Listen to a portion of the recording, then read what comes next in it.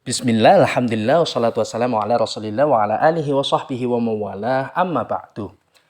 Alhamdulillah, insyaallah ta'ala kita akan melanjutkan membaca kitab Al-Bidayah wa Nihayah karya Al-Imam Al-Hafidh Ibnu Katsir rahimahullahu ta'ala. Dan insyaallah ta'ala pada kesempatan kali ini kita akan membaca tentang Nabi Idris alaihi salam. Allah subhanahu wa ta'ala berfirman, Wadhkur fil kitab Idris innahu kana siddiqan nabiyya wa rafa'nahu makanan aliyya. Dan ceritakanlah hai Muhammad kepada mereka kisah Idris yang tersebut di dalam Al-Quran. Sesungguhnya ia adalah seorang yang sangat membenarkan dan seorang nabi. Dan kami telah mengangkatnya ke martabat yang tinggi. Quran Surat Maryam ayat 56-57. Allah telah memuji Idris dan menyifatkannya dengan kenabian dan kejujuran. Dia adalah Khanuh yang ini.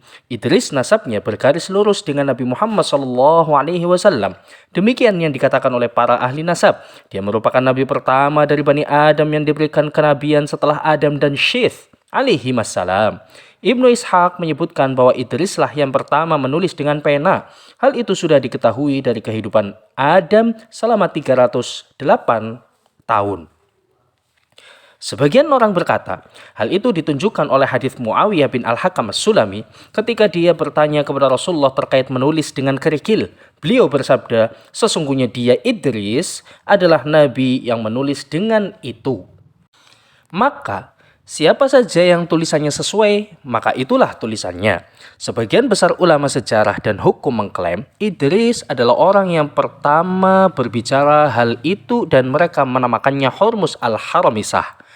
Mereka mendustakan banyak hal, sebagaimana dia mendustakan banyak nabi, ulama, ahli hikmah, dan wali. Firman Allah, dan kami telah mengangkatnya ke martabat yang tinggi. Ayat ini seperti yang tercantum dalam hadis Sahih Al-Bukhari dan Sahih Muslim.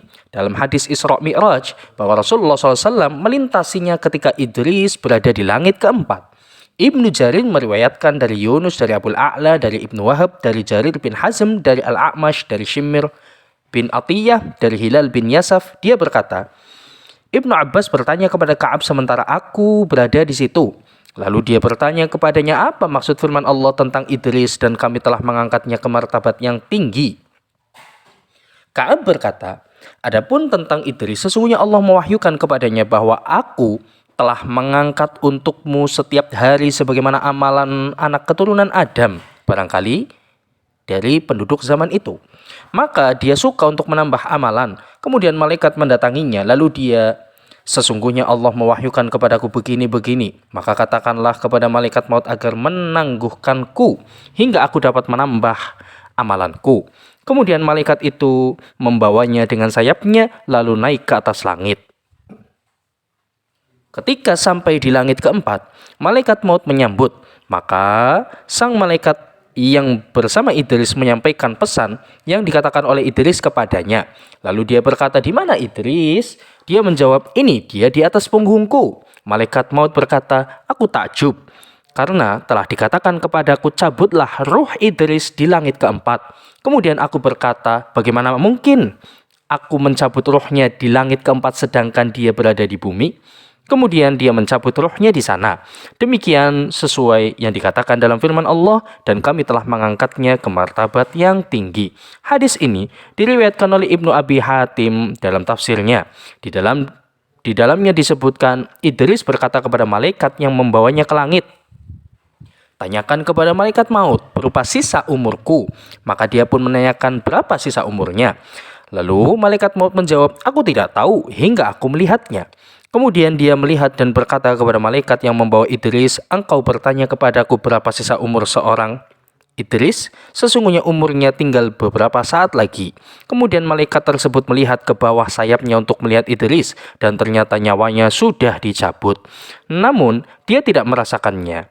Riwayat ini termasuk riwayat Israiliyat yang mana di dalamnya terdapat kemungkaran. Sementara itu, Ibnu Abi Najih berkata dari Mujahid dalam firman Allah, dan kami telah mengangkatnya ke martabat yang tinggi. Dia berkata, Idris diangkat ke langit dalam keadaan hidup, belum dicabut nyawanya, sebagaimana Isa. Namun hal ini harus dikaji lebih dalam.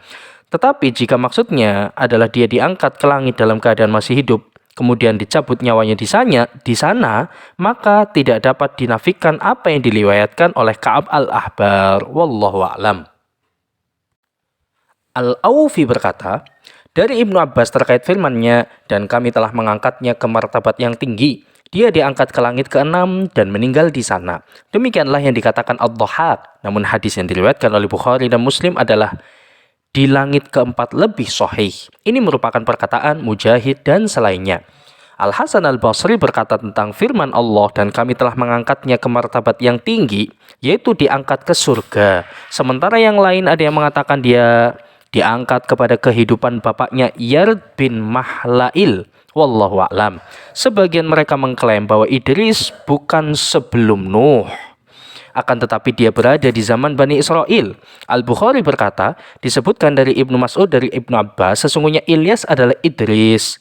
Dan dia membuktikannya dengan apa yang terdapat dalam hadis Az-Zuhri dari Anas dalam hadis Al-Isra.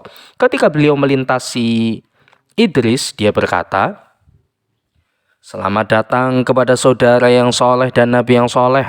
Dia tidak berkata seperti yang dikatakan Adam dan Ibrahim. Selamat datang kepada nabi yang soleh dan anak yang soleh. Mereka berkata, jika beliau memang senasab dengan Idris, maka Idris akan mengatakan sebagaimana yang dikatakan oleh mereka berdua. Namun pernyataan ini tidak dapat dijadikan acuan karena terkadang perawi tidak menghafalnya dengan baik, atau mungkin saja dia mengatakannya karena tawadhu.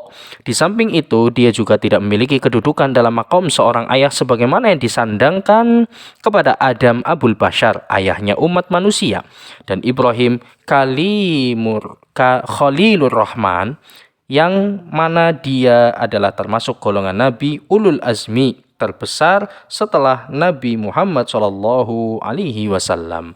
Wallahu a'lam. Ini yang bisa kita baca, semoga ada manfaatnya. Kurang dan lebihnya kami mohon maaf. Wassalamualaikum warahmatullahi wabarakatuh.